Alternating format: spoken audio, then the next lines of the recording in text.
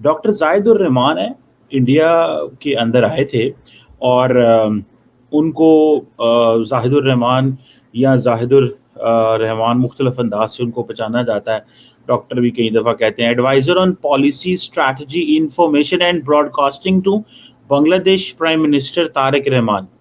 मतलब Indira Gandhi international airport पे बंदा आ रहा है जो कि एडवाइजर है prime minister of Bangladesh, 200 million की आबादी है। और कॉन्फ्रेंस कौन सी हो रही है? इंडियन ओशन रिम एसोसिएशन की मीटिंग पे आ रहा है। मतलब यू नीड, आप नेबरहुड फर्स्ट पॉलिसी कहते हैं, क्या कहते हैं? Neighbourhood first policy. यानी कि आप अपने नेबर्स को बहुत करीब रखना चाहते हैं अपने, लेकिन आप इस नेबरहुड फर्स्ट पॉलिसी के अंदर जो अपना नेबर है उसी की आपने छुट्टी करा दी। देखिए, बांग्लादेश के को तो हम पानी भी देते हैं और गंगा वाटर ट्रीटी के हिसाब से जब उनको डीजल चाहिए भारत उनको देता है, प्याज चाहिए भारत उनको देता है, चावल चाहिए भारत उनको देता है, शुगर चाहिए भारत उनको देता है, कपास चाहिए भारत उनको देता है। इनफैक्ट जो वो एक तरह से एक्सपोर्ट भी कर रहा था बांग्लादेश, उसको भी सपोर्ट कर रहा था भारत उनको। तो सब तरीके से भारत के ऊपर निर्भर होता है बांग्लादेश और नेपाल। सबसे बड़ी बात आपको ये बता दूं कि वर्ल्ड के अंदर जो सबसे second largest hydro electric potential है वो नेपाल के अंदर है। और नेपाल को एक तरह से इलेक्ट्रिसिटी एक्सपोर्ट करना चाहता है। और एक चीज देखिए, बांग्लादेश बांग्लादेश वो नेशन है जिसको पावर चाहिए, भारत से भी वो पावर लेता है। और सेकंड, उसको पावर अगर नेपाल से भी चाहिए तो वो भारत का ग्रिड यूज करता है। नमस्कार, अस्सलाम वालेकुम, सत श्री अकाल, जय झूलेलाल। मैं हूं जी प्रेम अटलानी और आप देख रहे हैं हालात हाजरा का प्रोग्राम। हकीकत ये है, इब्तदा में आपसे दरख्वास्त है चैनल जरूर सब्सक्राइब करें। दोस्तों, अब तो ये बात पुरानी हो चुकी है। 2024 में जब हसीना वाजिद को 5 अगस्त को एक कू के जरिए हटाया गया और वो वहाँ से भाग खड़ी हुई, भारत में आके उसने पनाह ली। उसके बाद से जो मोहम्मद यूनुस की सरकार कायम की गई बांग्लादेश में, उसने भारत दुश्मनी की पॉलिसी इख्तियार किए रखी। तकरीबन 1.25 साल तक ऐसा चलता रहा। इस साल फरवरी में इलेक्शन हुए और उसमें बांग्लादेश नेशनलिस्ट पार्टी, जो कि खालिदा जिया की पार्टी थी, उसका साहिबजादा वो जीत गया। हकीकत में तो बेईमानी थी, क्योंकि हसीना वाजिद की जो अवामी लीग है उसको तो इलेक्शन में हिस्सा ही नहीं लेने दिया गया। खैर, वो एक अलग मसला है। अब इस वक्त बीएनपी की पार्टी की हुकूमत है बांग्लादेश में। तो जब से हसीना वाजिद की सरकार हटी है, पहले मोहम्मद यूनुस ने 1.25 साल के लिए भारत दुश्मनी की पॉलिसी इख्तियार किए रखी। उसके वज़रा, उसके सलाहकार, मुशीर, सब लोग उठते बैठते भारत को गालियां देते थे। और यहाँ तक कि मोहम्मद यूनुस भारत की 7 सिस्टर्स को, यानी जो हमारी नॉर्थ ईस्ट की जो स्टेट्स हैं, आसाम, मेघालय, मिजोरम, नागालैंड वगैरह, उनको तोड़ने की बात करता था, किचन नेक की बात करता था। ऐसा कहता था कि हमारा खलीज बंगाल पर राज है, हम इसके मुहाफिज हैं। खैर, जिसकी वजह से बांग्लादेश और भारत के दरमियान जो अच्छे ताल्लुकात थे पहले से, उसमें खटास आ गई और वो बढ़ती ही चली गई दिन ब दिन। हकीकत ये है कि भारत, यानी जितनी उसका हक बनता था बांग्लादेश का, उससे ज़्यादा भारत उसको देता रहता था हमेशा। ज़मीन का जो खुलासा किया, उसमें भी ज़्यादा ज़मीन दे दी बांग्लादेश को। और इसी तरह जब भी उसे उधारी चाहिए होती थी, कोरोना के ज़माने में $3 बिलियन का कर्जा दिया, डीजल देता रहता था उधारी पर, वो भी अपना पाइपलाइन बिछाकर जो है बांग्लादेश तक डीजल पहुंचाया जाता था। भारत से बिजली दी जाती थी उसे, वो भी उधारी पर, अदानी देता था।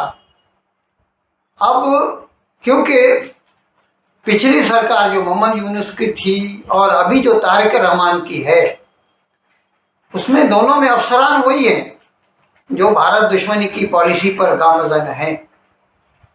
तो इसीलिए अभी भारत ने तो ये फैसला कर लिया है कि हम भले पाकिस्तान की तरह कोई दुश्मनी नहीं करेंगे बांग्लादेश से, लेकिन उसको जो एक्स्ट्रा माइल जाकर फैसिलिटीज देते थे, अब वो नहीं दी जाएगी।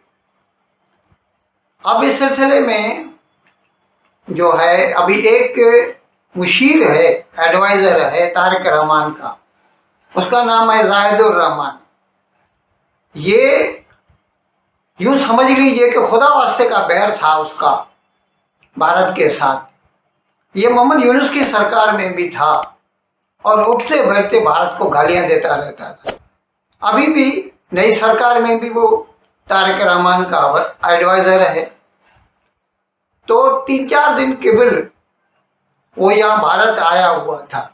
नई दिल्ली एयरपोर्ट पर जैसे ही उतरा तो जाहिर है इमिग्रेशन वालों के पास ऐसे जो नाम होते हैं उनको फ्लैग कर दिया जाता है, रेड फ्लैग।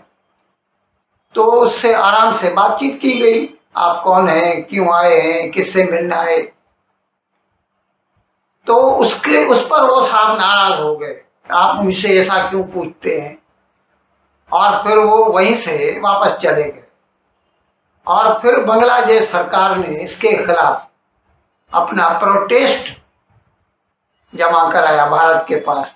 लेकिन वो हर एक की अपनी मर्जी है। हमें अगर कोई चीज़ हमारी सिक्योरिटी के खिलाफ लगती है तो हम उस पर कोई ना कोई एक्शन तो लेंगे ही। अभी जैसे भारत में बांग्लादेशी 2 करोड़ के करीब हैं,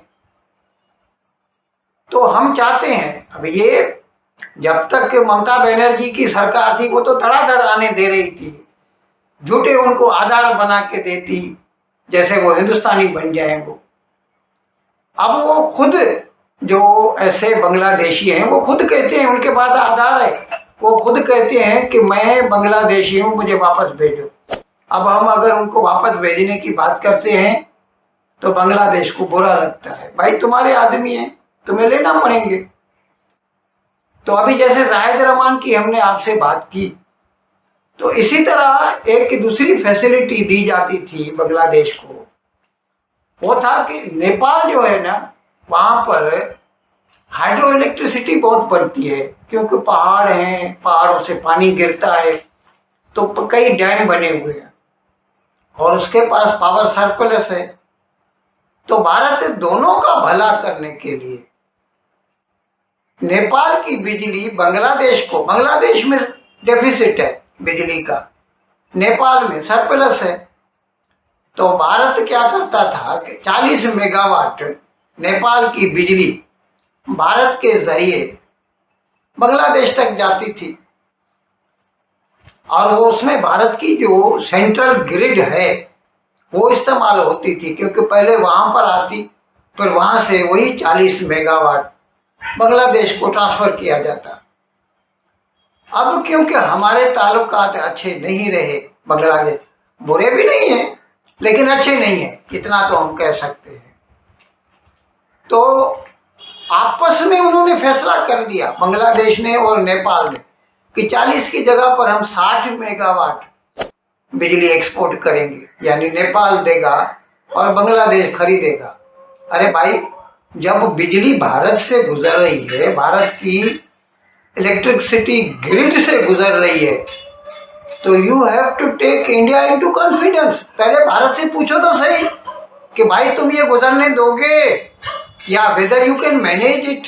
अपनी तरफ से फैसला कर दिया, तो भारत ने तो सीधा सीधा कह दिया नथिंग डूइंग, 40 से ज़्यादा यहाँ से नहीं गुजरेगी।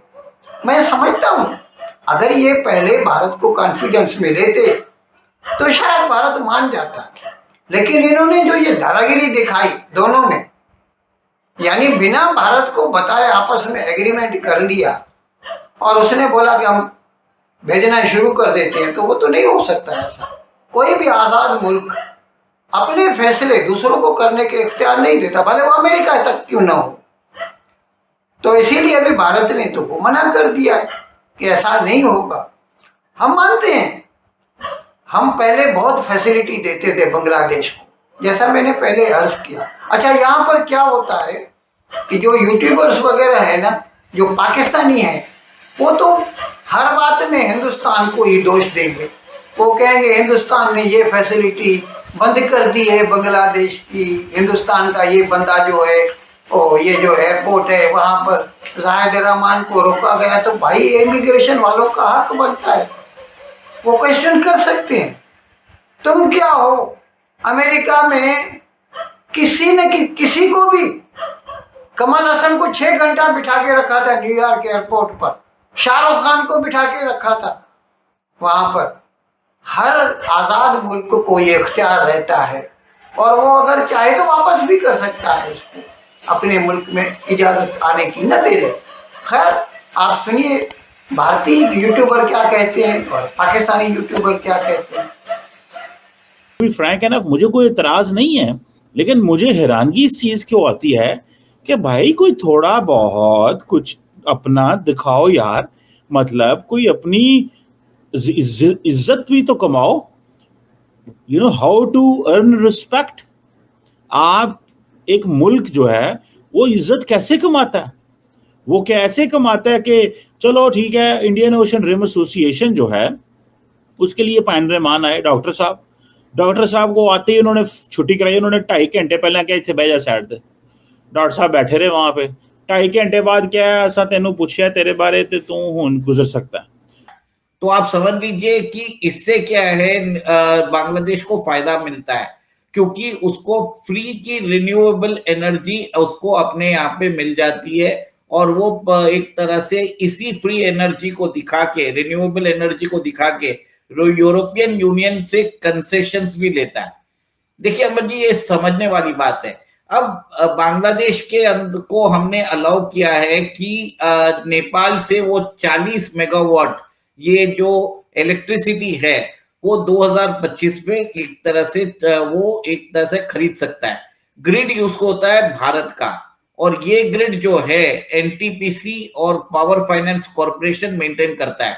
ग्रिड ऐसी नहीं होती है कि सिर्फ लग गया वायर बिछा दिए, आपको लोड मैनेजमेंट भी देखना पड़ता है, आपको सारे फैक्टर्स देखने पड़ते हैं। तो इंडिया ने 40 मेगावाट जो है हाइड्रो इलेक्ट्रिसिटी जो नेपाल प्रोड्यूस करता है वो बांग्लादेश को देने का एक तरह से अरेंजमेंट बनाया था। अब बांग्लादेश और नेपाल ने आपस में अग्रीमेंट कर लिया कि हम 40 से बढ़ के हम 60 मेगावाट कर देते हैं।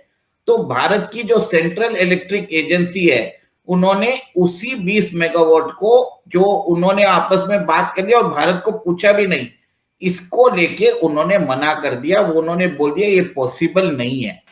इन अल्फाज के साथ आज का प्रोग्राम खत्म करने की आपसे इजाजत चाहता हूँ, लेकिन विदाई लेने से पहले एक मरतबा फिर आपसे मेरी दरख्वास्त है कि जिस किसी साहब या साहिबा ने अब तक हमारे इस चैनल को सब्सक्राइब नहीं किया, अज़राए करम इसको जल्द से जल्द सब्सक्राइब करें, प्रोग्राम को लाइक करें, शेयर करें और घंटी का बटन दबाना न भूलें। बहुत बहुत शुक्रिया।